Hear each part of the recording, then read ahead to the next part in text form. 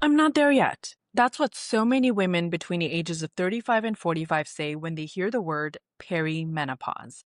Even as your energy starts dipping, your mood feels less predictable, your patience gets shorter, your body's starting to have random aches, itchy ears, joint pain, increased forgetfulness, or little changes you can't quite explain. And because none of those seems dramatic enough, you dismiss it. You blame stress, work, getting older, you might even blame yourself. But sometimes those small changes are the first signs that your hormone profile is starting to shift. You say, I'm not there yet, because in your head, there means menopause. And you're too young for menopause, right? But perimenopause isn't a short prelude to menopause. It usually starts in the early mid 40s, but it can start as early as your mid 30s. So let's get clear on this right now. Let's start with what the word actually means. Because if you don't know the difference, you can't recognize what is happening in your own body. So menopause is one single day. It's the day you've gone 12 consecutive months without a period.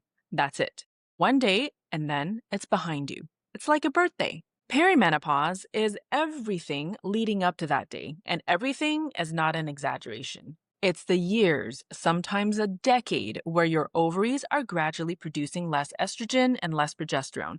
It's not a smooth decline. It is chaotic, unpredictable fluctuations. One month, your estrogen surges so high you feel like you're losing your mind, and the next month it drops and you can't get out of bed. That is perimenopause.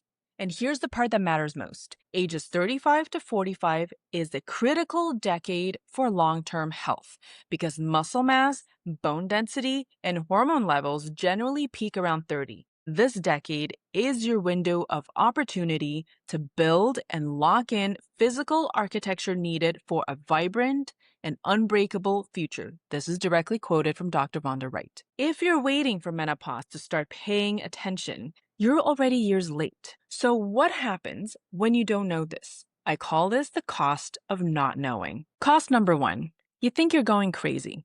You go to the doctor and you say, I can't sleep, I'm anxious, I'm gaining weight, I can't focus. And if they don't connect the dots to perimenopause, which many of them still don't, what do you get?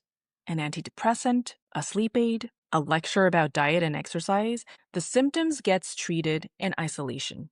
The underlying cause, the shifting hormones, never gets named. Cost number two, you make life decisions from bad data. You think your marriage is falling apart, or you don't love your partner anymore because your libido disappeared and your patience evaporated. You think you're burning out at work because you can't focus like you used to. You blame yourself for being lazy, unmotivated, broken, when what's actually happening is a physiological shift you were never taught to expect. Cost number three, you lose years. Years of thinking this is just what getting older feels like, years of not knowing there are evidence-based interventions, lifestyle, nutrition, medical, that can help, even traditional wisdom such as Ayurveda and traditional Chinese medicine. This is not just about hot flashes. This is about your quality of life, your relationships, your career, your sense of self. So why do we resist this word so hard? Because calling it perimenopause feels like admitting something is over. There's a word I want you to sit with: dignity. When your body starts behaving in ways you didn't authorize, when you sweat through your clothes in a meeting, when you can't remember the word refrigerator, when you cry at a commercial and then rage at your partner 30 seconds later, you feel a loss of dignity. And our culture doesn't help. We've been conditioned to see this transition as a punchline. The crazy menopausal woman, the hot flash joke, the invisible middle-aged woman. Who wants to sign up for that? So we distance ourselves from it. I'm not there yet. That's not me. I'm too young, too fit, too healthy, too together. But here's a shift I want to offer you. And this is the whole thesis of this channel. What if perimenopause isn't something happening to you, but something happening for you? This transition forces a reckoning. You can no longer override your body's signal the way you did in your 20s and 30s. You can't burn the candle at both ends and recover with a good night's sleep. Your body is demanding, for the first time, maybe ever, that you pay attention. This is not betrayal. This is an invitation.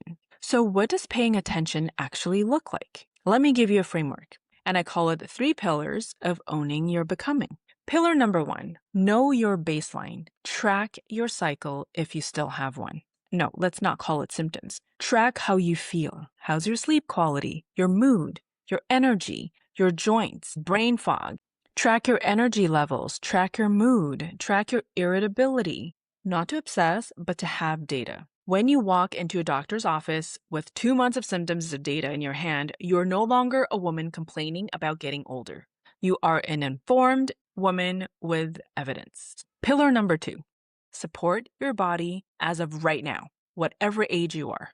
During perimenopause, your body's tolerance for the old playbook drops sharply. Alcohol hits different, caffeine hits different, skipping meals, skimping on sleep, pushing through stress.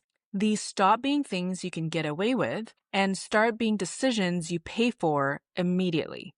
Muscle mass matters more than ever.